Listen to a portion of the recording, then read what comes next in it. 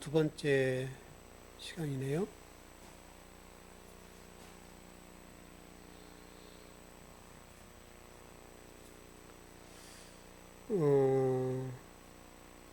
이란과 미국의 전쟁이 거의 끝났죠. 아직은 좀 마무리가 남았습니다만은, 그럼 승전국은 어느 나라예요? 어느 나라 승리했어요? 딱히 말하기 쉽지가 않죠.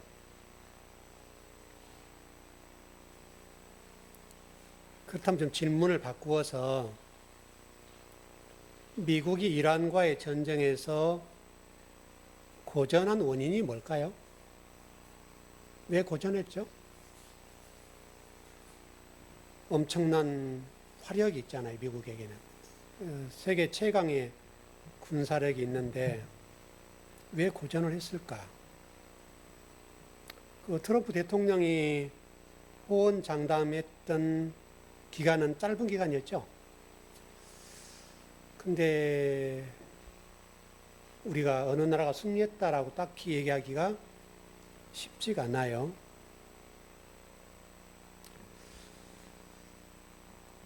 그렇다면 세계 최강의 군사력을 가지고 있는 미국이 좀 전쟁에 승전했다 하기도 그렇고 패전했다 하기도 그렇고 조금 이렇게 헷갈릴 정도가 됐는데 그렇다면 이렇게 된 가장 근본적인 원인이 뭘까? 왜 미국은 이란이라는 나라를 한 번에 그냥 싹 집어삼켜버리면 되는데 그러지 못했을까? 그리고 뭐 여러분 뭐 양의 각서 같은 걸 보면 나오는 것들이 결코 미국에 유리하게 나오지 않잖아요. 그럼 왜 그럴까요?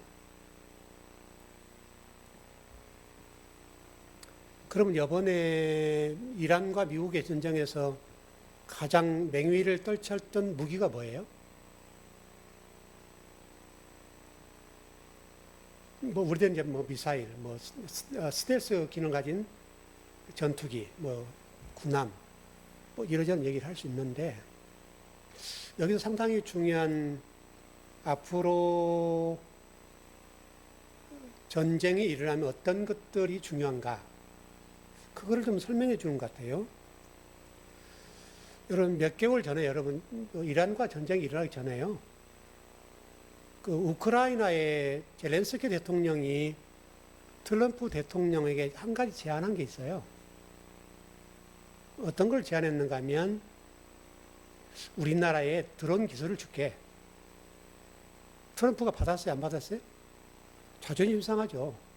왜냐하면 우리는 스텔스 기능을 가진 온갖 무기들이 다 있고 화력으로 따지면 세계 1등이니까 드론을 둔다고, 드론 기술을 준다고 이렇게 된 거예요. 근데 실질적으로 이번에 가장 미국의 치명타를 가한 게 뭐냐면 드론이에요. 이란의 드론. 여기에 고전한 거죠. 무슨 얘기를 하려고 하냐면 전쟁 양상도 기존의 지금까지 큰 군함, 스텔스 기능 가진 전투기, 미사일 이게 이제 주 공격하는 루트였잖아요. 그게 지금은 이제 바뀌었다는 거예요. 여러분 그 트럼프 대통령이 푸틴 러시아에 원유를 수출할 수 있는 권한을 줬죠. 좀 풀어줬잖아요. 이번에 원유가 막히니까. 그래서 푸틴이 장사를 잘 해먹었죠. 근데 우크라이나가 어디를 공격했어요? 정유시설을 공격했어요. 여러분. 무엇으로요? 드론으로요. 값싼 드론으로 정유시설들을 폭파시킨 거예요. 어마어마한 손해를 본 거죠. 이게 지금 현대 전쟁의 양상이에요. 이게 지금 그러니까 젤렌스키 대통령이 트럼프에게 제안했던 드론 기술 줄까? 했을 때 자존심 상하지만 주라 했으면 될 건데, 아니, 그거 뭐, 우리는 스텔스 기능에 최고의 전투기가 있다. 이렇게 본 거죠. 저는 이게 그 천문학적인 돈을 쏟아 부었는데, 결과가 그렇게 뭐 썩 깨끗하지가 않단 말이죠. 저는 이걸 이제 복음을 전하는 데 있어서도 이런 흐름이 있다고 봤어요. 저희 뭐 미국 뭐 그런 얘기 하려고 하는 게 아니고, 여러분 예수님께서 최초로 복음을 전하셨던 장소가 어디죠? 어느 지역으로 가서 복음을 전했죠? 자, 그럼 좁혀서 예루살렘이에요, 갈릴리예요? 두 지역 가운데 하나는 있을 거 아니에요? 예수님은 예루살렘으로 먼저 가서 복음을 전했을까요? 갈릴리로 가셔가지고 복음을 전했을까요? 여러분, 갈릴리예요.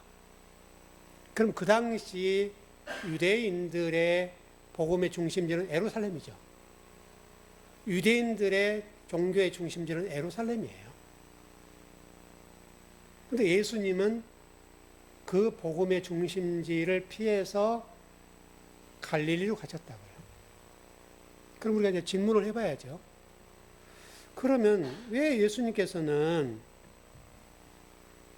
복음의 중심지 가서 복음을 전하면 훨씬 효과가 빠를 텐데 그러지 않고 갈릴리로 가셨을까?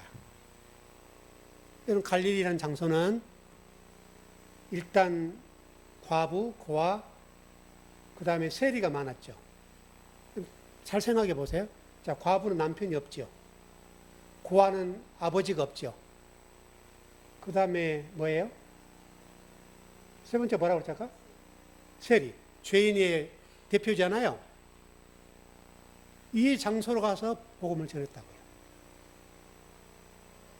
그리고 복음을 전할 때 복음 핵심이 뭐였어요? 하나님의 나라였어요. 하나님의 나라를 전했어요. 그러면 좀 정리가 돼야 되겠는데,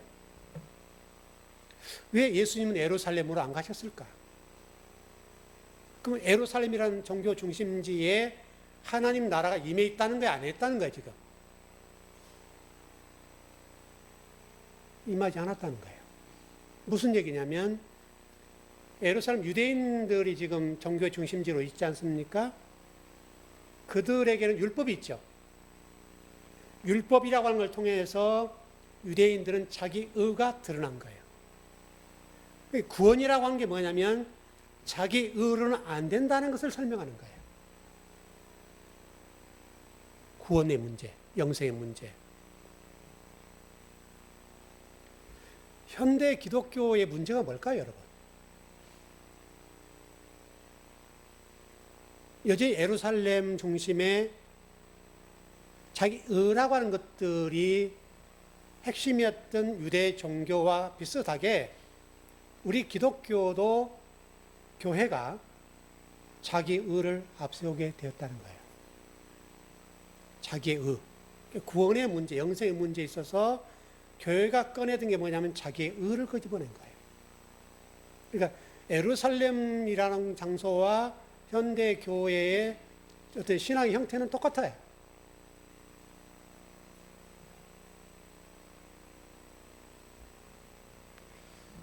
그래서 제가 여러분들에게 누차 말씀을 많이 드렸던 것처럼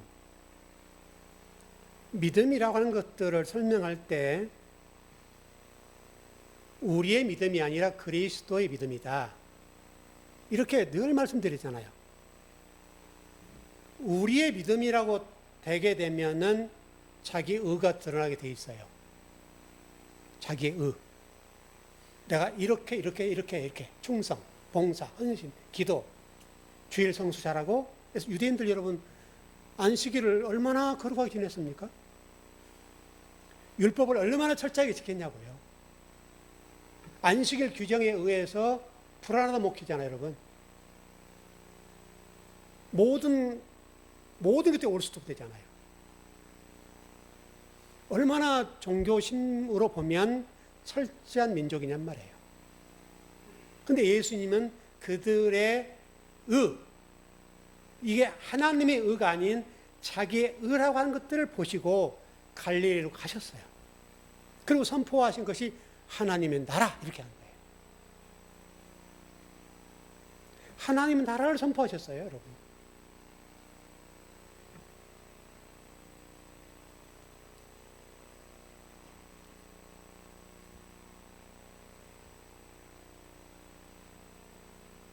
여러분, 오늘 본문을 보시면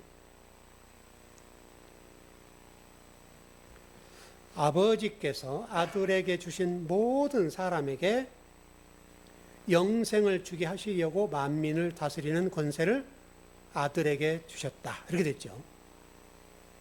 아버지께서 아들에게 주신 모든 사람.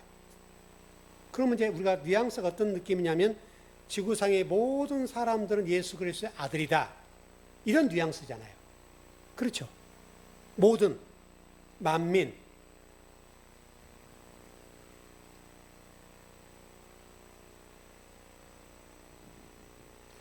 근데 좀 그 번역을 조금 달리 해보자면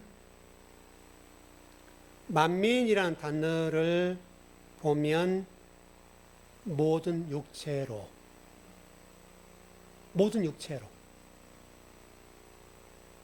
그러니까 아버지께서 아들에게 주신 모든 육체 이렇게 되죠. 아버지께서 아들에게 주신 모든 육체 집합명사예요. 단수예요, 단수. 그러니까 지구상의 모든 사람들을 얘기한 것이 아니라 대표 단수. 그렇게 돼 있어요. 여러분 요한복음 1장 13절 한번 가보시죠. 요한복음 1장 13절.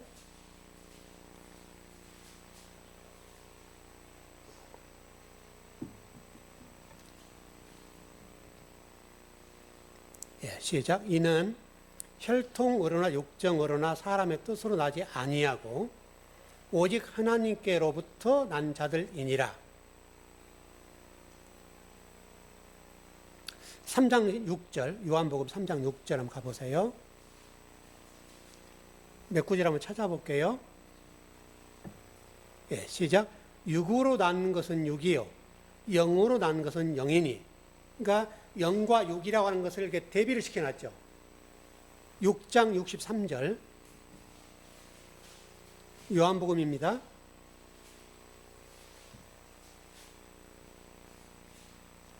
시작. 살리는 것은 영이니 육은 무익하니라. 내가 너에게 이런 말은 영이요 생명이라. 여기도 영과 육을 대비시켰죠. 그러니까 지금 아까 우리가 본문에 똑같단 말이에요.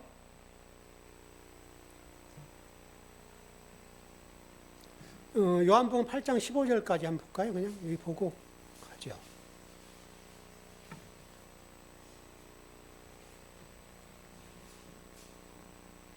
시작.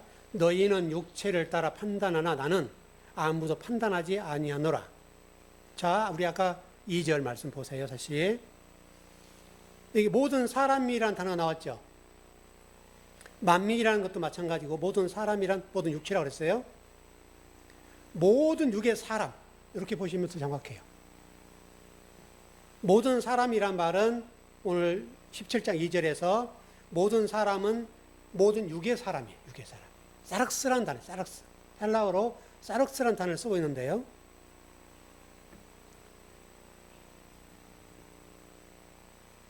그러면 육의 사람이 어떻게 된다는 거예요?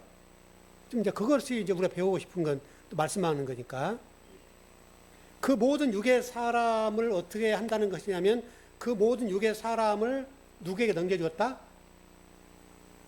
아들 예수 그리스도에게 넘겨주었다. 이게 지금 2절이에요. 그럼 육의 사람을 어떻게 한다는 거예요? 영생을 주시려고 넘겨준 거예요. 영생을 주시려고.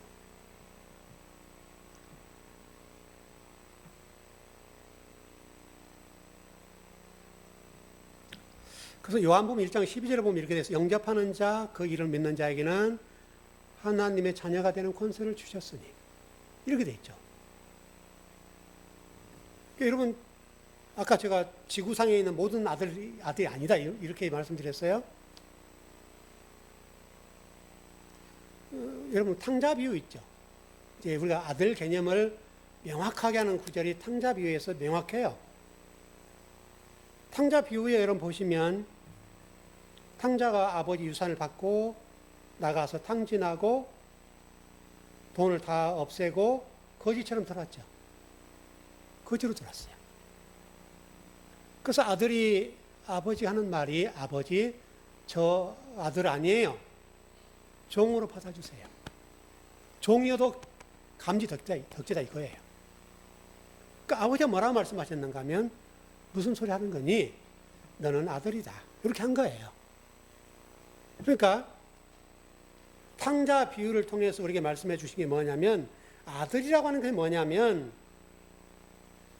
예수 그리스도로 인해서 이제 저와 여러분이 하나님의 아들 된 권리를 행사할 수 있는 그런 존재가 됐다. 그게 영생이에요. 그게. 영생이라고 여러분 거지와 왕자 비유 잘 아시죠? 거지가 왕자 노릇한다고 해서 여러분 왕자 되는 게 아니잖아요. 여러분. 그 비유와 똑같다고 여러분. 그러니까 오늘 본문의 말씀이 뭐냐면 그 모든 자에게 영생을 주려고 한다. 아들들에게. 이렇게 말씀하세요. 이제 영생이라고 하는 게 참 쉽지 않아요. 오늘 3절로 가보죠. 요한복음 17장 3절. 우리 교회에서는 물론 배웠습니다만은 한번 잘 보세요. 네, 시작. 영생은 곧 유일하신 참 하나님과 그가 보낸 자 예수 그리스도를 아는 것이다. 여러분, 이게 영생이에요. 예수 그리스도를 아는, 하나님을 아는 것. 지금 요한복음 저자는 각주를 달아놓기를 영생이 뭔지를 명확하게 하고 있어요. 명확하게. 우리가 일반적으로 생각하는 영생과는 너무 다르잖아요. 여러분, 일반적으로 생각하는 영생이라는 게 뭐예요, 여러분? 죽지 않고 영원히 사는 거다. 이렇게 돼 있잖아요. 죽지 않고 영원히 사는 것을 영생이라고 하고 영원 불멸 이런 개념이고요. 그런데 사실은 이런 개념들은 제가 일전에 말씀드린 기억이 나는데 이와 같은 영생 개념은 헬라 철학 사상을 그대로 들어와서 신학화돼 버린 거예요. 헬라 철학 사상이에요. 영원 불멸과 같은 그런 개념으로 설명하는 것은 헬라 철학 사상이 그렇게 얘기하고 있는 거예요. 여러분 17장 3절에 보는 말씀대로 너무 간단하잖아요. 영생은 곧 유일하신 참 하나님과 그가 보내신 자 예수 그리스도를 아는 것이다. 얼마나 명확해요, 여러분. 더 중요한 것은 이미 영생을 얻었다. 하나님의 그리스도의 믿음을 믿는 자들에 관해서는 이미 하나님의 아들이고 그리스도 아들이 되어서 이미 영생을 이루었다. 과거예요. 먼 미래에 우리가 영생, 영원히 사는 어떤 것을 이렇게 가져가는 어떤 그런 개념이 아니라 이미 우리는 이 땅에 사는 동안에 영생을 얻었다는 거예요. 그러니까 여러분 과거형이에요. 이미 영생은 열매잖아요, 여러분. 포도나무 비유해서 설명하고 있는 것처럼. 그러니까 이게 성경에서 강조하고 싶은 것은 이미 영생을 얻었다. 이 얘기예요. 근데 지금도 아마도 그럴 거예요. 영생은 우리가 죽어서 얻는 영원히 사는 세계. 이런 개념이 강해요. 그래서 이제 뭐 장례식장 가면 이런 얘기를 많이 하죠. 물론 그 장소에 어쩔 수 없죠. 또 그렇게 할 수밖에 없는데 상황은. 그러나 이미 여러분들이 진리가 되고 그리스도의 믿음으로 사는 사람들은 이미 이룬 거예요. 여러분 갈라디아서 2장 20절에 저와 여러분을 예수 그리스도의 십자가 죽으실 때 우리가 어떻게 됐다고요? 우리도 죽은 거예요. 그리고 그분이 부활하실 때 우리도 부활한 거예요. 그래서 성경은 첫째 사망이 없다라고 얘기한다고요. 성경은 요한계시록에서 첫째 사망은 없는 거예요.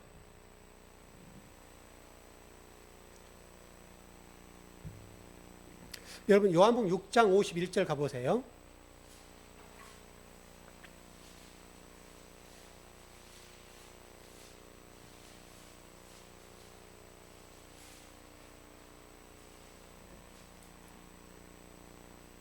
네, 시작. 나는 하늘에서 내려온 살아있는 떡이니 사람이 이 떡을 먹으면 영생하리라. 내가 줄 떡은 곧 세상의 생명을 위한 내 살이니라 하시니라.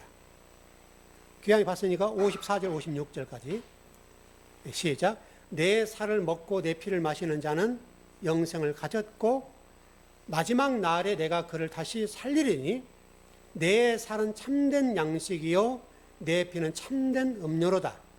내 살을 먹고 내 피를 마시는 자는 내 안에 거하고 나도 그의 안에 거하나니 그리스도의 살과 피를 마시는 자는 이미 영생을 소유했다. 너무 간단하잖아요? 영생은 곧 유일하신 참 하나님과 그가 보내신 자 예수 그리스도를 아는 것이다. 여러분 성경대로만 믿으시면 돼요.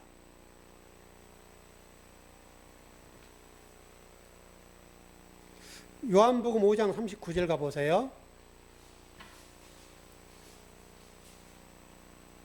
성경을 우리가 공부하는 목적, 왜 성경을 알아야 되는가 설명하는 거예요.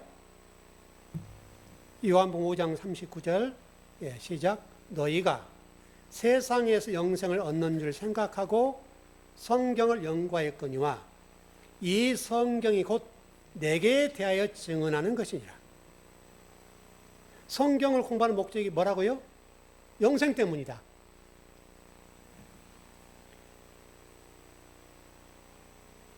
여러분 성경은 그리스도에 관한 말씀들이죠. 그리스도에 관한 거예요. 근데 여기서도 그리스도의 살과 피를 먹고 마시는 자는 이미 영생을 얻었다. 이렇게 설명한다고요. 문제 구간이 로마서로 한번 가보죠. 6장 23절.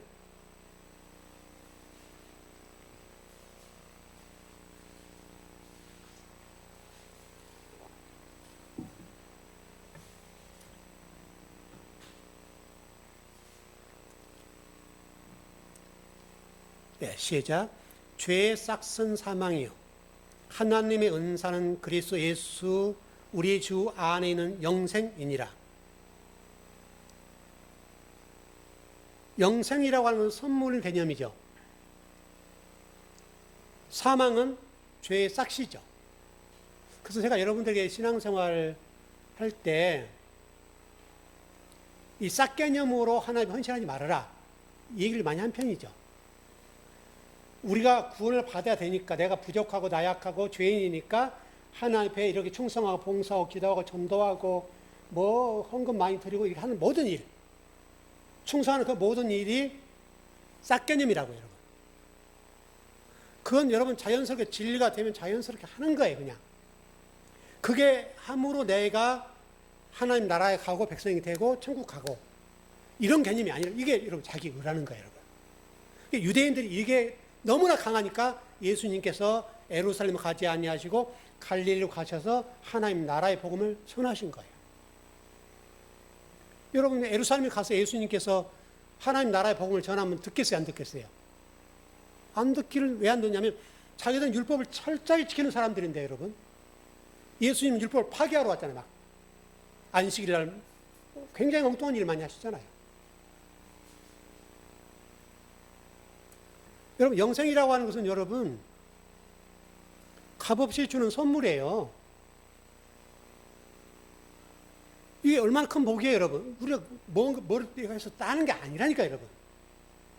값없이 주는 선물이에요, 값없이 주는. 그 사망을 경험한다는 것은 여러분 어떻게 보면 불행한 얘기인데 싹 개념으로 신앙생활을 하면 그래요. 짝개념. 하나님 나라와 의를 열심히 봉사하고 섬기고 하는 그 모든 것들, 그것이 사망의 개념이에요. 사망의 개념. 내가 뭔가를 해서 이루는 거예요. 그래서 믿음이라고 하는 것이 그리스도의 믿음이라고 하는 게 그래서 중요한 거예요. 우리의 믿음이 아니에요. 우리는 그런 존재가 못 돼요.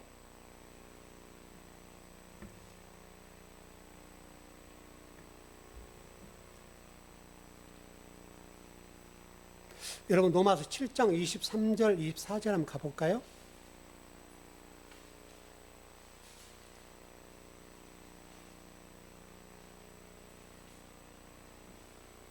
로마서 7장 23절, 24절입니다. 예, 시작. 내 지체 속에서 한 다른 법이 내 마음의 법과 싸워 내 지체 속에 있는 죄의 법으로 나를 사로잡는 것을 보는도다. 오호라, 나는 공고한 사람이로다. 이 사망의 몸에서 누가 나를 건져내랴. 여러분, 이 본문은 논쟁이 많은 본문이에요. 불신자의 고백이냐 거듭난 사람의 고백이냐 이 문제로 신학적인 논쟁이 굉장히 심한 본문이에요. 근데 여러분 아시는 대로 로마서는 바울의 고백이잖아요.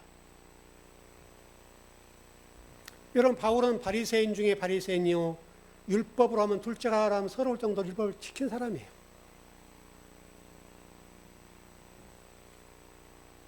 근데 지금 바울은 자기 내면의 세계를 보면서 자기 자신을 고발하고 있어요. 죄의 법에 대해서 고발을 해요. 그래서 자기 자신을 사망에 봅니다. 이렇게 설명을 하고 있어요. 근데 여기에 대한 답이 나와 있죠. 로마서 8장 1절 2절 가봐요. 성경 여길 보지 않으면 답이 안 나오죠. 로마서 8장 1절 2절. 시작. 그러므로 이제 그리스도 예수 안에 있는 자에게는 결코 정죄함이 없나니 이는 그리스도 예수 안에 있는 생명의 성령의 법이 죄와 사망의 법에서 너를 해방하였습니다. 정죄의 법이 사라지고 사망의 법이 사라지고 어떻게 온다고요? 생명의 법이 이미 바울을 해방했다. 그럼 이게 영생이에요. 그리고 창세기의 언어로 얘기하면 선악지식 나무에서 생명나무로 넘어가는 거예요.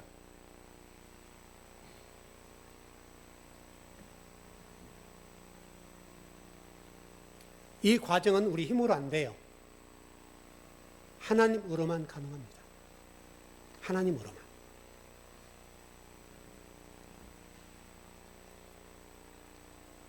좀 정리를 해보자면 여러분 영생이라고 하는 것은 먼 미래에 일어날 일이 아니에요. 지금 여러분이 살아있는 동안. 그래서 이 시대에 중요한 게 말씀이라는 거예요. 그래서 오병이어 기적 사건을 전번 설명을 드렸던 것처럼 만나 사건과 오병이어 기적 사건을 해석을 할 때 이게 많은 사람들과 제자들이 빵을 따랐잖아요. 빵을. 기적, 표적. 예수님께서 말씀하신 것은 지금 그 빵 속에 감춰져 있는 보화가 담겨져 있잖아요. 이걸 못 본다는 거예요, 사람들이. 그게 말씀이잖아요. 만나 사건도 말씀이잖아요, 말씀. 여러분 성경책이 뭘로 되어 있어요? 말씀이잖아요, 여러분. 하나님은 말씀으로만 말씀하세요.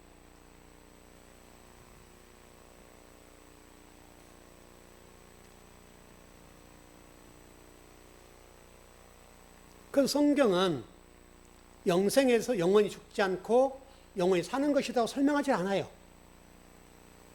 유일하신 참 하나님과 그가 보내신 예수 그리스도를 아는 것이 영생이라고 얘기하지 영원히 사는 것이다 그렇게 설명하지 않아요. 물론 우리 저와 여러분 영원히 살지요. 그건 그 다음 문제예요. 그건.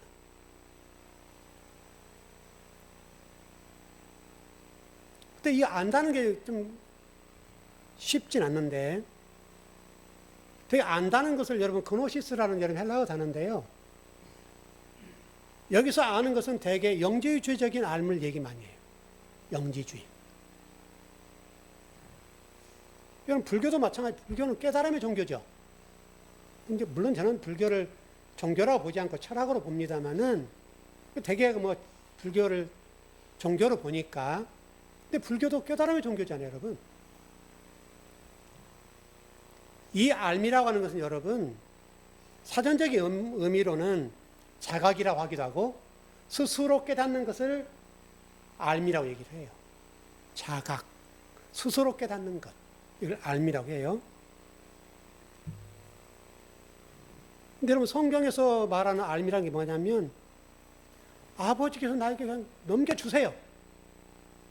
아버지가 나에게 넘겨준다고요, 여러분.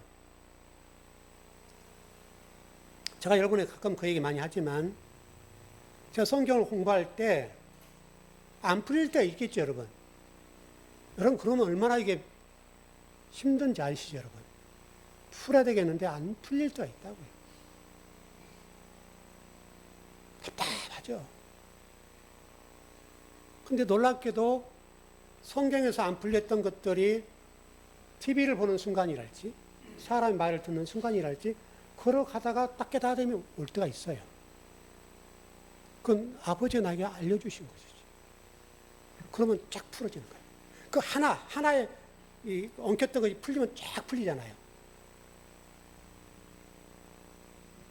성경에서 알미라고 하는 것은 여러분, 아버지가 나에게 넘겨주신 거예요.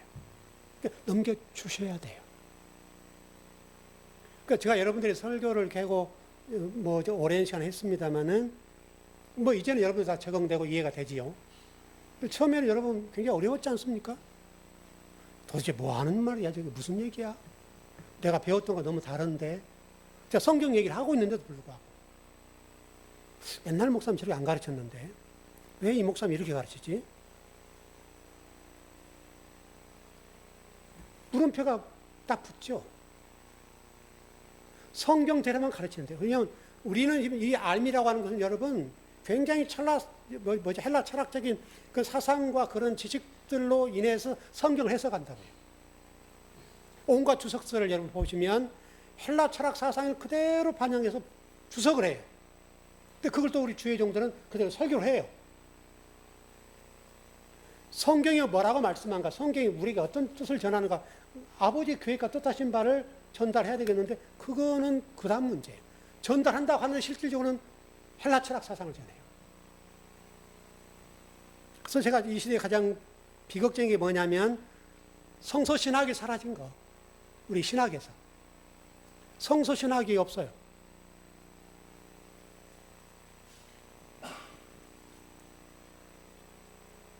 그리고 실질적으로 교회를 지배하는 것은 실천신학적인 관점으로 가요. 이게 문제라는 거예요. 그러니까 안다는 걸 잘 생각해 보세요. 안다는 것에 있어서 그 주어가 하나님에게 있느냐 나에게 있느냐. 이 문제예요. 주어가 하나님에게 있으면 하나님 나에게 넘겨주시는 거예요. 나에게 있으면 내가 깨닫는 거예요. 그럼 이 일반 종교와 다르지 않아요. 근데 기독교는 하나님 나에게 깨닫게 넘겨주시는 거예요. 주어가 하나님에게 있어요. 제가 여러분 지난 금요일 날 삼손 얘기를 했죠. 삼손에 대한 보편적인 해석들과 주석서들이 삼손에 대해서 그렇게 긍정적이지 않아요. 삼손은 많은 여성들과 더불어서 나실임에도 불구하고 잘못 살았던 한 사람의 사사. 나실인. 주석들이 그래요. 여러분, 그럴 수밖에 없는 것이, 여러분, 삼손의 스토리를 쭉 읽어보면 아주 좀 표현이 안 좋아요, 이게. 사사가 무슨 이런 사사고, 또 나실인이란 말이에요, 나실인. 왜 이래? 그럴 수밖에 없죠. 근데 여러분, 결혼 사건도 우리 지난 금요일에 공부했던 것처럼 삼손이 사랑했던 여인이 블레셋 사람의 딥나 여인이에요, 딥나 여인. 그럼 나실로 훈련받고 양육해 왔던 삼손이라는 사람이 블레셋의 딥나 여인을 사랑하고 짝사랑하고 결혼한다고 엄마한테 선전포고 하잖아요. 그럼 이게 어떻게 온당하냔 말이에요. 어떻게 이걸 해석할 수 있어요? 어떻게 나시린 교육을 받고 그렇게 철저히 성장한 삼손이 그만큼 많은 유대인들 가운데 그걸 다 제껴놓고 블레셋의 여인 딥나 여인과 결혼한다 하냐 이 말이죠. 그건 우리의 관점으로 해석하면 이건 해석이 안 돼요. 삼손이 그렇지 뭐 그런 놈이지 뭐. 그럴 수밖에 없어요.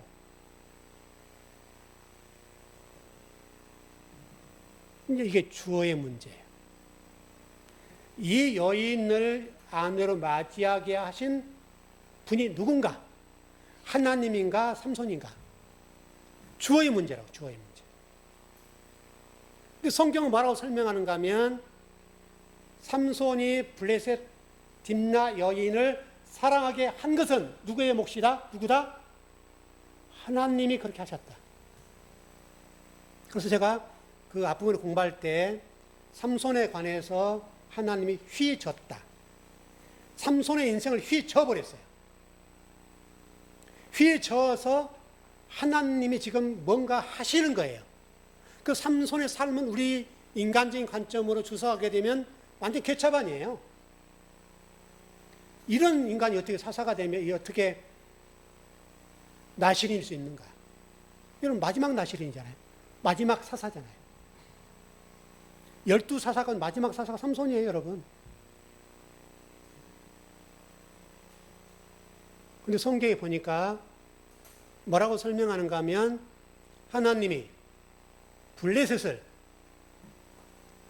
무너뜨리기 위해서 이 딥나 여인과 결혼하게 하신다. 사랑하게 하신다. 그러니까 블레셋이 지금 이스라엘을 40년 지배했잖아요, 여러분. 이 문제 하나님께 해결하기 위해서 삼손을 쓰시는 거예요. 근데 어떻게 쓰신가 하면 딥나의 블레셋의 딥나라는 지역의 여인을 사랑에 만들어서 블레셋을 무너뜨린 작전을 펴시는 거예요. 하나님이 하신 거예요. 근데 이걸 우리 인간이 주어가 되어서 삼손을 해석하면 나시린이 왜 그래? 마지막 사사가 왜 그래? 이렇게 되는 거예요. 그래서 이 주어 문제를 어떻게 볼 거냐? 여러분 성경 아시는 성경의 모든 주어는 하나님이에요. 하나님이 주어가 되어서 성경을 해석하지 않으면 성경 해석하지 못할 게 너무 많고 도덕 윤리적으로 갈 수밖에 없어요.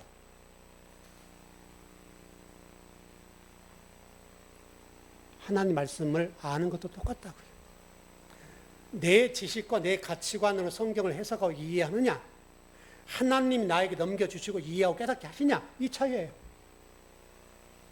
놀랍게도 현대가 뭐 과거도 마찬가지입니다만 과거는 현재 똑같이 우리가 하나님을 평가하고 해석하려고 해요. 논증하려고. 여러분 신학에서 하나님을 논증하는 하나님이 누군가? 그래서 논리 이야기라고 하는 게 있잖아요, 여러분. 하나님을 논리적으로 어떻게 해석하려고 애를 써요.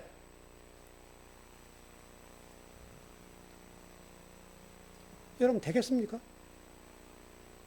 하나님을 어떻게 우리 인간이 논증하고 어떻게 해석하냔 말이죠. 이 지구상에 있는 모든 인간들이 하나님이 다 그렇게 알려고 애를 쓰고 논증한다 할지라도 논증할 수가 없어요. 왜? 하나님은 하나님 영역에서는 봐야 돼요.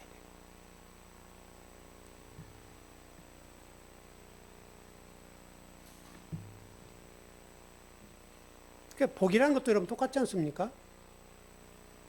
기독교인들이 헌신하고 충성하는 목적? 그게 왜 그래요? 물론 그렇지 않는 분도 계시겠지만 대개는 내가 이렇게 하면 하나님 나에게 많이 주신다 이런 개념이잖아요. 복이란 개념이. 그러니까 물질이라는 관점으로 복을 해석한단 말이죠. 여러분 진짜 복은 여러분과 제가 하나님 유일하신 참 하나님과 예수 그리스도를 아는 그게 최고의 복이잖아요. 그보다 더 큰 복이 어디 있어요, 여러분? 우리 인간이 어떻게 하나님을 아냐고요, 여러분. 존재적으로 다르잖아요, 여러분. 존재적으로. 하나님은 우리에게 하나님 생명의 말씀을 집어넣고 생명을 집어넣어서 우리가 사람이 됐잖아요, 여러분. 그 주권이 아버지에게 있잖아요, 우리 주권이. 그런 자가 어떻게 하나님을 다 알 수가 있겠어요? 복을 어떻게 우리가 그렇게 할 수 있냔 말이죠.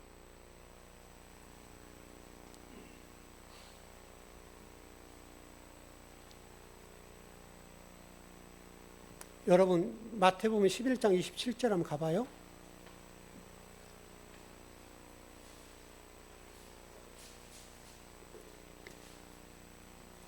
마태복음 11장 27절.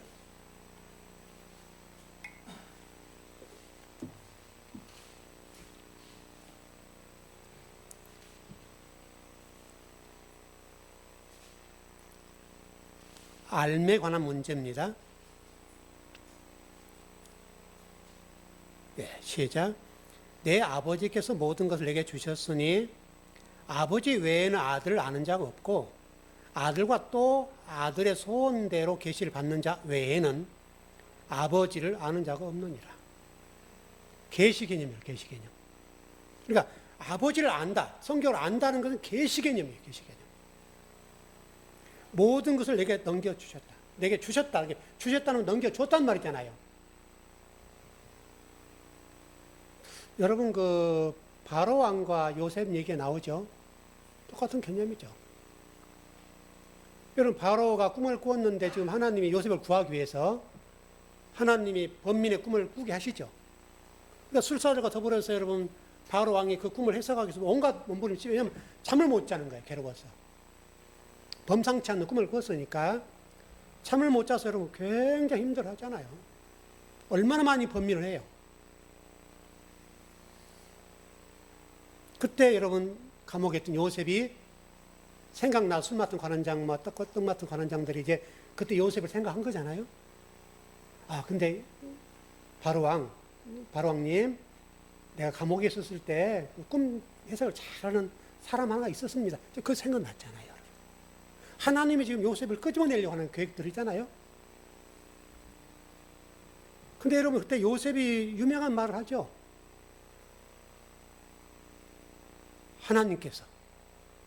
하나님께서 해석하실 것이다. 그랬잖아요, 여러분. 근데 실질적으로 요셉은 여러분 그 꿈을 듣는 순간 해석이 됐어요, 안 됐어요? 요셉에게 하나님의 영이 임하고 충만하니까, 함께 하시니까 듣는 순간 해석이 돼버린 거예요. 이게 중요한 거죠. 하나님께서 하실 것입니다 하면서 이 술술술 얘기하는데 하나님이 이미 바로가 얘기하는 동안에 그 꿈에 대한 해석을 줄줄 얘기할 수 있도록 다 이해가 되고 깨달아져 버린 거예요. 왜? 하나님이 함께 하시니까.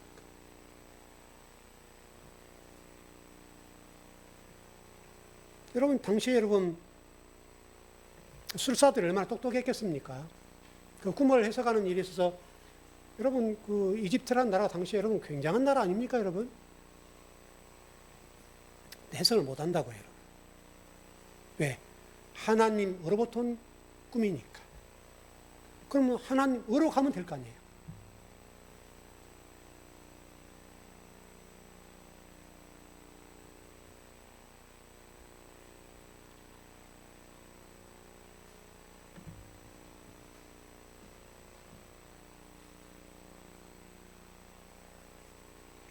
사절을 끝낼까요?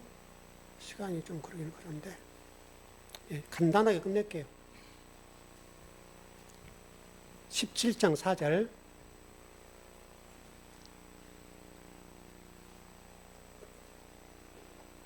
예, 시작. 아버지께서 내게 주라고 주신 이 일을 내가 이로 아버지를 이 세상에서 영화롭게 하였사오니. 세상이라고 번역이 됐네요. 내가 이루어 아버지를 이 세상에서 영화롭게 하였사오니. 이 세상으로 물론 보아도 뭐 크게 문제는 없습니다만은 땅입니다. 땅. 이 땅을 영화롭게 했다. 그 말입니다. 여러분, 이 얘기는 간단히 정리하면 창세기 1장 2절, 3절 얘기를 정리하면 될 것 같아요. 이스라엘 백성들이 시내산 밑에 있었을 때 그들의 영적 상태가 무정갱 상태였죠. 무정갱 상태로 지옥 상태란 말이죠. 그때 하나님 영이 운행하셨고 말씀하시기를 빛이 있으라 하시면 빛이 있었다. 그리스도가 말씀으로 와버리니까 그 영혼에 비춰주니까 무정갱이 어둠이 사라지고 빛이 됐죠. 그 장면 같아요. 이 본문이. 아버지 빛을 비춰주니까 그냥 이 땅이 영화롭게 돼버렸다. 간단하게 설명하면 그렇게 정리하면 될 것 같아요. 그렇게 하면 될 것 같습니다. 뭐 더 설명할 필요 없어요. 이해되셨죠? 이 땅이 어둠의 땅이에요. 그런데 하늘을 우러서 말씀하셨던 그 예수 그리스도께서 이 세상을 영화롭게 했다. 이 땅을 영화롭게 했다. 이렇게 끝나는 거죠. 그분으로 인해서 어둠의 상태, 무정경 상태가 빛으로 바뀌었다는 게 창세기 1장 2절 3절과 똑같은 개념이에요. 무정경 상태로 그리스도가 오시니까 밤이 낮이 되고 이제 빛이 들어오잖아요. 그래서 저녁이 되면 아침이 되니 요 개념이죠. 좀 결론을 정리하겠습니다. 제가 지난 금요일 날도 말씀드렸는데 여러분의 삶과 성경을 이해하실 때 또 여러분 인생을 이해할 때 그 주어를 어디로 볼 거냐? 하나님으로 보면 이해가 돼요. 해석이 돼요. 나로 보면 저주예요. 내 인생은 왜 그래? 기도 열심히 하고 신앙생활 열심히 하는데 내가 왜 이렇게 살아? 근데 여러분과 제가 천국을 이룬다 하더라도 이 땅에 주어진 것은 땀과 눈물 있을 수밖에 없잖아요. 그걸 놓치면 안 돼요. 여러분 천국이란 나라가 여러분 들어가면 자기가 꾸려오는 땅이라 했는데 가나안 땅에 들어갔던 이스라엘 백성들을 보세요. 여러분 온갖 전쟁과 온갖 싸움과 눈물과 피눈물을 흘리잖아요. 여러분 그러니까 여러분 우리는 천국을 이해할 때 또 하나님 나라를 이해할 때 태평성대를 이루고 아무런 문제가 없고 그런 곳으로 이해해요. 그 가나안 땅을 여러분 보세요. 광야에 그 많은 사람이 희생하고 가나안 땅 들어갔는데 그 안에 들어가서 얼마나 많은 사람이 고초를 당하고 고통을 겪고 또 그 뭐 땅을 분배하는 과정도 그렇고 뭐 다른 나라에 침략을 당하고 여러분 얼마나 고생 많이 했어요. 근데 저게 적과 꿀이 흐르는 땅이라며요. 그게 적과 꿀이 흐르는 땅이에요. 여러분 진리로 살고 말씀으로 사는데 아무 문제 없던가요? 인생이 복잡해요. 잠자고 나면 문제 하나 해결하고 또 문제 또 생기고. 그게 우리 인생이에요, 여러분. 그러니까 저는 하나님 나라고 이미 천국이 이루어져서 한 나라 이루어졌다는데 내 인생 왜 그래? 그렇게 질문할 이유가 없다는 거예요. 그래서 말씀이 된 자들로서 능히 이겨나가는 우리가 됐으면 좋겠어요. 그 복이 넘쳤으면 좋겠습니다.